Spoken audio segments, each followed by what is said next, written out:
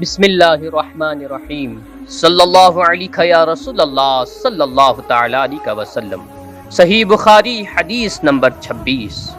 رسول اللہ صلی اللہ علیہ وسلم سے دریافت کیا گیا کہ کون سا عمل سب سے افضل ہے، تو آپ صلی اللہ علیہ وسلم نے فرمایا کہ اللہ اور اس کے رسول پر ایمان لانا۔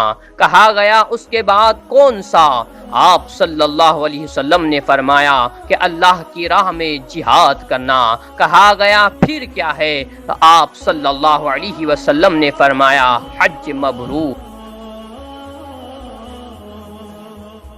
حدیث نمبر 27۔ رسول اللہ صلی اللہ علیہ وسلم نے چند لوگوں کو کچھ عطیہ دیا اور ساتھ وہاں موجود تھے۔ وہ کہتے ہیں کہ رسول اللہ صلی اللہ علیہ وسلم نے ان میں سے ایک شخص کو کچھ نہ دیا، حالانکہ وہ ان میں مجھے سب سے زیادہ پسند تھا۔